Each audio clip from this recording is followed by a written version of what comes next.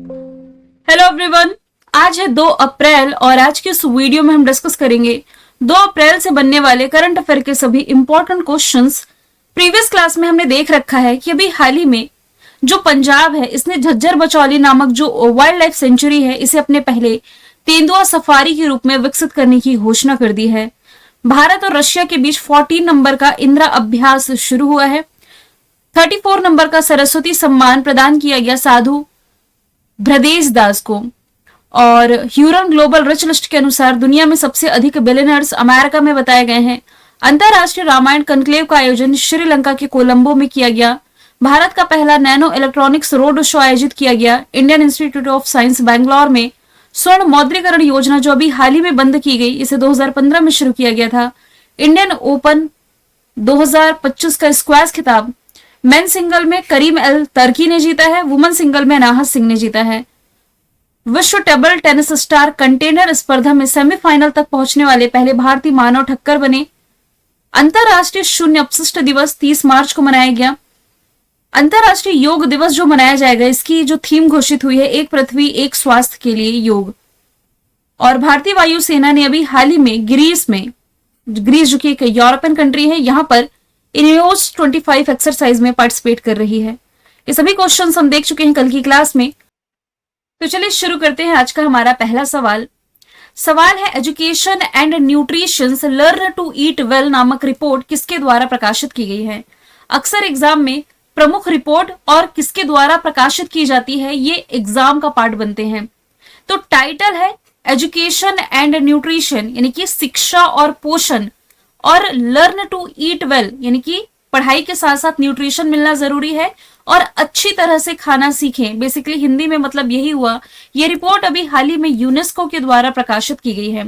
इस रिपोर्ट में कुछ महत्वपूर्ण बातें कही गई हैं, मार्च के महीने में प्रकाशित की गई हैं। इस रिपोर्ट में सरकारों से न केवल स्कूली भोजन तक पहुंच बढ़ाने बल्कि उनकी न्यूट्रिशन गुणवत्ता में भी सुधार करने का आह्वान किया गया है। 2024 में यदि हम ग्लोबली देखें यानी कि वैश्विक स्तर पर प्राइमरी विद्यालय के लगभग आधे विद्यार्थियों को स्कूली भोजन मिला और एजेंसी ने ये अलर्ट किया है, ये चेतावनी दी है कि इन भोजन का पोषण मूल्य यानी कि जो इसमें न्यूट्रिशन रहा ये गंभीर चिंता का विषय बना हुआ है, तो इस पर विचार करने की जरूरत है। ऐसी रिपोर्ट रिलीज की है यूनेस्को ने। यूनेस्को यानी कि United Nations educational scientific and cultural organisation 1945 formation year, Paris France में हेडक्वार्टर, ऑद्रे अजौले प्रमुख हैं। इसमें 195 मेंबर कंट्री हैं और 8 इसमें सहयोगी सदस्य हैं। यूनेस्को में शामिल भारत के 43 स्थल हैं और 43वें नंबर का है असम का मोइदम्स। ये करंट अफेयर में ऑलरेडी मैंने आप लोगों को बता रखा है। अच्छा, WHO कोई रिपोर्ट रिलीज करता है, वर्ल्ड हेल्थ ऑर्गेनाइजेशन। अभी नवंबर महीने की रिपोर्ट थी, इसने कौन सी रिपोर्ट रिलीज की थी, world TB report. World TB report के मतलब इसने जो आंकड़े रिलीज किए थे ना, तो इसमें ये बताया गया था कि भारत में 2015 से 2023 तक यानी कि ये 8-9 साल की रिपोर्ट थी जिसमें कि टीबी के मामलों में गिरावट देखने को मिली। भारत में 17.7% की गिरावट वर्ल्ड टीबी रिपोर्ट में बताई गई थी WHO के द्वारा। अंतरराष्ट्रीय मुद्रा कोष यानी कि इंटरनेशनल मॉनेटरी फंड, इसके द्वारा world economic outlook report release की जाती है। और आप सभी को मालूम है कि IMF की जो डिप्टी MD हैं ये भारतीय मूल की गीता गोपीनाथ हैं। MD पूछा जाता है तो क्रिस्टलिना जॉर्जीवा। UNDP यानी कि संयुक्त राष्ट्र विकास कार्यक्रम, इसके द्वारा एक ह्यूमन डेवलपमेंट रिपोर्ट यानी कि मानव विकास रिपोर्ट है प्रकाशित की जाती है। बिहार के किसी एग्जाम में इससे सवाल बन चुके हैं तो एडिशनल तौर पर आप ये भी याद रखें। सवाल नंबर दूसरा है, हाल ही में किसे प्रधानमंत्री नरेंद्र मोदी का निजी सचिव नियुक्त किया गया है। तो आंसर है निधि तिवारी, ऑप्शन नंबर सी। सरकार ने ऑफिशियली अभी हाल ही में IFS ऑफिसर निधि तिवारी को प्राइम मिनिस्टर नरेंद्र मोदी का निजी सचिव नियुक्त किया। ये IFS की यानी कि भारतीय विदेश सेवा की ऑफिसर हैं ही जिन्हें कूटनीतिक और सरकारी मामलों का यानी कि डिप्लोमेटिक और गवर्नमेंट अफेयर्स का अच्छा खासा अनुभव है। यदि बात की जाए अदर ऑप्शन की तो चिल्ला Srinivasulu Shetty Indian bank association के प्रमुख बनाए गए हैं। संजय मूर्ति हैं देश के कंट्रोलर एंड ऑडिटर जनरल। जो शक्तिकांत दास हैं जो कि RBI के पूर्व गवर्नर हैं, ये भी हाल ही में प्रधान सचिव के रूप में नियुक्त किए गए हैं प्राइम मिनिस्टर नरेंद्र मोदी के। यहाँ एक स्लाइड आप देखिए, सेंट्रल इंडस्ट्रियल सिक्योरिटी फोर्स के महानिदेशक Rajwinder Singh Bhatti, Indian army Upendra Dwivedi, Indian navy D K Tripathi, Indian air force Amarpreet Singh, ये तो आपको रट जाना चाहिए अभी तक। राष्ट्रीय महिला आयोग के प्रमुख विजय किशोर रहाटकर, रेलवे बोर्ड के सतीश कुमार, एसबीआई के Shreyas Shetty, chief justice of India वर्तमान में संजीव खन्ना है, लोकपाल एम खानविलकर, फिक्की के चेयरमैन हर्षवर्धन अग्रवाल, ब्रह्मोस एरोस्पेस के जयतीर्थ राघवन जोशी, सीआरपीएफ के ज्ञानेंद्र प्रताप सिंह, इसरो के वी नारायण, भारतीय चार्टर्ड अकाउंट के अध्यक्ष चरण जोशी नंदा, एसबीआई कार्ड के एमडी सीओ सलीला पांडे, वित्त सचिव अजय सेठ और राजीव गौबा नीति आयोग के पूर्णकालिक सदस्य के रूप में नियुक्त किए गए हैं। आप लोगों के लिए मंथली ई बुक जो लॉन्च की गई है ना, ये कल ही लॉन्च कर दी गई है। इसमें एमसीक्यू या आपको बाइलिंगुअल मिलेगा, जैसा आपको क्लास में पढ़ाया जाता है सेम उसी प्रकार से। इसके अलावा एक ई बुक फ्री दी जा रही है। ये जो फ्री ई बुक होगी इसमें 250 प्लस इंपॉर्टेंट क्वेश्चंस एमसीक्यू में नहीं रहेंगे, ये होंगे वन लाइनर में। ये दोनों ही ई बुक आपको मिलती है ऑफर में अभी मात्र 25 रुपीज में। अब ये ई बुक मिलेगी कहाँ से, तो आप लोग मेरा ऑफिशियल ऐप डाउनलोड कर लीजिए, कल्याणी मैम ऑफिशियल, यहाँ से ये ई बुक आपको मिल जाएगी। दोनों ही ई बुक है, साथ में मिलेगी 25 रुपीज में। इसके अलावा डेली करंट अफेयर की ही एक मैगजीन ये फ्री ऑफ कॉस्ट आपको दी जाती है। फोल्डर बना होगा, फ्री मटेरियल में जाएंगे, मार्च का अपलोड हो गया है। अप्रैल महीने की भी हर दिन की जो फ्री में मैगजीन होगी, जो डेली करंट अफेयर की क्लास से थोड़ी अलग होगी, क्योंकि डेली करंट अफेयर की फाइल में टेलीग्राम पर वैसे ही शेयर कर देती हूँ। इसके अलावा एक एक्स्ट्रा फाइल है जो कि ऐप पर शेयर की जाती है, तो वो आप लोग चेक कर लेंगे। सवाल नंबर 3 है, भारत में मुफ्त चावल योजना को पहली बार किस राज्य में शुरू किया गया है? तो इसकी शुरुआत अभी हाल ही में की गई है तेलंगाना में। तेलंगाना ने सार्वजनिक वितरण प्रणाली के माध्यम से इस योजना की शुरुआत की और इस तरह यह भारत का ऐसा पहला राज्य बना जिसने की इस तरह की योजना शुरू की है, जिससे राज्य की 84% आबादी को खाद्य सुरक्षा सुनिश्चित हो सकेगी। तेलंगाना की राजधानी हैदराबाद मूसी नदी के किनारे बसा हुआ है। इसी हैदराबाद में यदि आप रिलेट करेंगे ना, तो मिस वर्ल्ड प्रतियोगिता इसका आयोजन होना है अभी इसी साल। मुख्यमंत्री रेवंत रेड्डी है, राज्यपाल जिष्णुदेव वर्मा है। रायतु भरोसा स्कीम यहीं से है। अभी मिस वर्ल्ड प्रतियोगिता में बता ही चुकी। बतकुम्मा फेस्टिवल मनाया गया। राजीव युवा विकासम योजना दुनिया का सबसे बड़ा 3D प्रिंटेड मंदिर। और तेलंगाना जो है नीति आयोग का उद्यमिता चैप्टर पाने वाला पहला राज्य है। एशिया का सबसे बड़ा जनजाति फेस्टिवल समक्का सरक्का मेदाराम जथारा। और सभी सरकारी स्कूलों में तेलुगु भाषा को कंपलसरी किया। मोहम्मद सिराज को डीएसपी का पद दिया गया। इंदिराम्मा आवास योजना का पहला चरण शुरू किया गया और तेलंगाना को टीबी परीक्षण में उत्कृष्ट प्रदर्शन के लिए भी हाल ही में मान्यता मिली है। कर्नाटक की यदि बात की जाए तो मृत्यु का अधिकार लागू करने वाला ये पहला राज्य है। लाडला भाई स्कीम यदि पूछा जाता तो महाराष्ट्र की है। लाडली बहना और लाडली लक्ष्मी योजना ये मध्य प्रदेश की है। जाति आधारित जनगणना की शुरुआत करने वाला पहला राज्य पूछा जाए तो बिहार राइट आंसर है। SRMB यानी कि सृजन स्टील प्राइवेट लिमिटेड के ब्रांड एम्बेसडर कौन बने हैं? तो ये भी हाल ही में बन गए हैं रोहित शर्मा। अभी मार्च के महीने में कोलकाता स्थित ये जो SRBM स्टील है, जो कि भारत में थर्मो मैकेनिकल बार का एक प्रमुख निर्माता और आपूर्ति करता है, इसने भारतीय टीम के कप्तान रोहित शर्मा को अपना ब्रांड एम्बेसडर बनाया है। जहाज रानी मंत्रालय ने अपना ब्रांड एम्बेसडर बनाया मनु भाकर को, जो कि शूटिंग से रिलेटेड है। स्विट्जरलैंड ने अपने फ्रेंडशिप दूत के रूप में नियुक्त किया था नीरज चोपड़ा को, जो कि जेवेलियन थ्रो से रिलेटेड है। अब शुभमन गिल की नियुक्ति कहाँ की गई है? देखिए ब्रांड एम्बेसडर वाली एक स्लाइड मैंने ऐड करी है।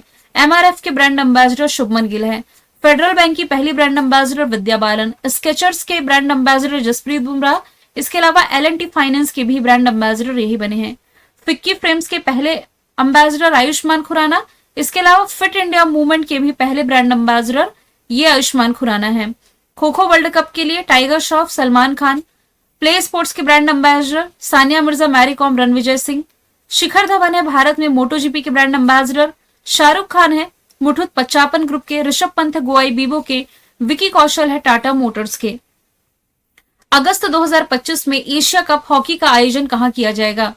तो अगस्त के महीने में इसे होस्ट करने जा रहा है बिहार। बिहार के राजगीर शहर में 29 अगस्त से 7 सितंबर तक इसकी मेजबानी की जाएगी। 12वां एडिशन है जिसमें कि Bharat, Pakistan, Japan, Korea, China और मलेशिया समेत 8 टीमें पार्टिसिपेट करेंगी। भारत ने अब तक ये टूर्नामेंट 3 बार जीता है। हॉकी इंडिया के प्रमुख हैं दिलीप तिर्की। भारत में हॉकी को रेगुलेट करने वाली बॉडी ही हॉकी इंडिया है। अंतरराष्ट्रीय स्तर पर हॉकी को रेगुलेट करने वाली बॉडी है इंटरनेशनल हॉकी फेडरेशन, जिसके प्रमुख का नाम है तैयब इकराम। यदि मैं अदर ऑप्शन की बात करूं तो खेलो इंडिया पैरा गेम्स, इसका सेकेंड एडिशन अभी हाल ही में दिल्ली ने होस्ट किया। हालांकि पहला भी एडिशन दिल्ली ने होस्ट किया था और दोनों बार ही पदक तालिका में हरियाणा टॉप पर है। उत्तराखंड ने अभी हाल ही में 38 क्रम का जो नेशनल गेम्स जो राष्ट्रीय खेल था, इसकी मेजबानी की और ये 2025 में संपन्न हुए।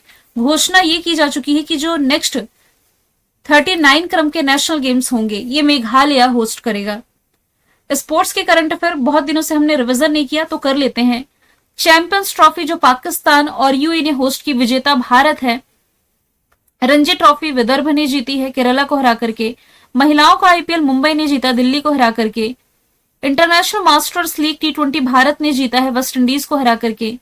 भारतीय छात्रा है विश्वा राजा कुमार, इन्होंने मेमोरी लीग वर्ल्ड चैंपियन जीती। 2025 में मेजर ध्यानचंद खेल रत्न अवार्ड के विजेता चुने गए हैं मनु भाकर, डी गुकेश, हरमनप्रीत सिंह और प्रवीण कुमार।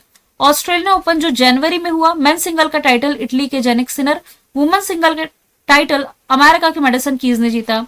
संतोष Trophy Paschim Bangal, Spanish Super Cup Barcelona, Vijay Hazare Trophy Karnataka, kho kho World Cup male female दोनों कैटेगरी का जीता भारत ने। शतरंज विश्व कप की मेजबानी भारत करेगा। 2028 में होने जा रहे हैं लॉस एंजल्स में ओलंपिक, जिसमें कि मुक्केबाजी को फिर से शामिल किया जाएगा। पुरुष और महिला कबड्डी विश्व कप भारत ने जीता है। और खेलो इंडिया पैरा गेम्स में पंजाब की जसप्रीत कौर ने पावर लिफ्टिंग में नया नेशनल रिकॉर्ड बनाया। एशियाई कुश्ती चैंपियनशिप जो जॉर्डन अम्मान में आयोजित की गई थी, सुनील कुमार ने ब्रॉन्ज मेडल जीता। जैसा कि मैं बता चुकी हूँ, खेलो इंडिया पैरा गेम्स दिल्ली ने होस्ट किए थे, हरियाणा पदक तालिका में टॉप पर है। भारत ने परमाणु मिशन के तहत 2047 तक कितनी गीगावाट परमाणु ऊर्जा उत्पादन का लक्ष्य रखा है?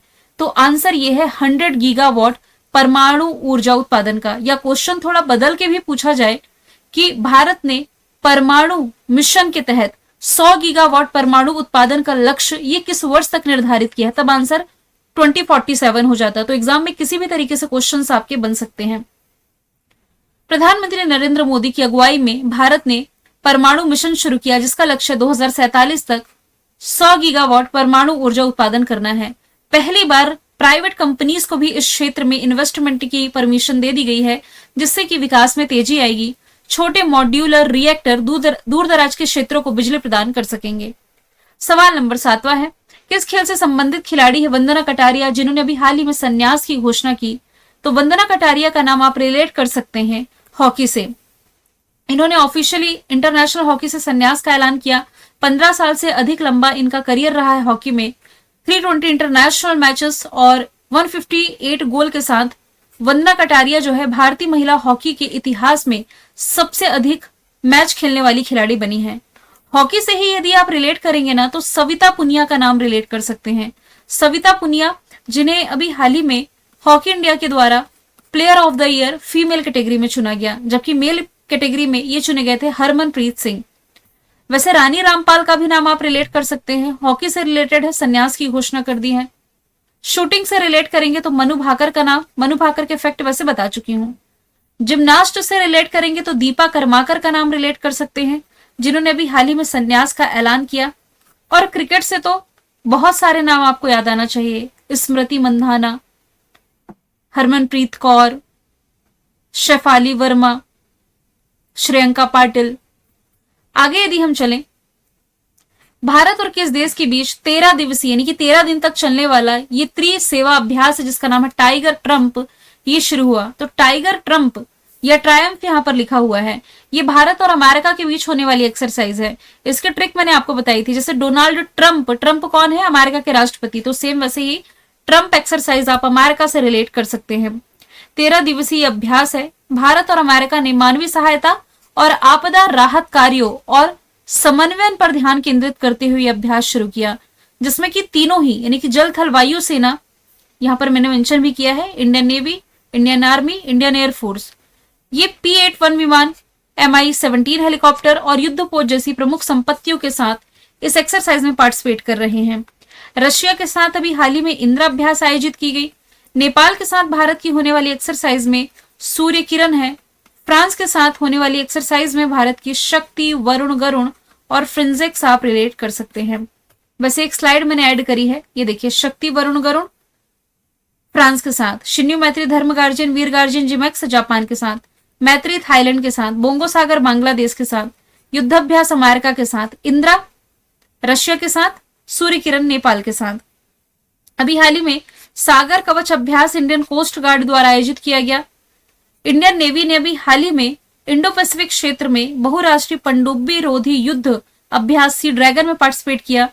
प्रचंड प्रहार नामक त्रिसेवा अभ्यास अरुणाचल प्रदेश ने, और इंदिरा अभ्यास का 14 एडिशन ऑलरेडी मैं आपको बता चुकी हूँ, रशिया के साथ शुरू हुआ। 1 अप्रैल 2025 को प्रोजेक्ट टाइगर के कितने वर्ष कंप्लीट हुए हैं?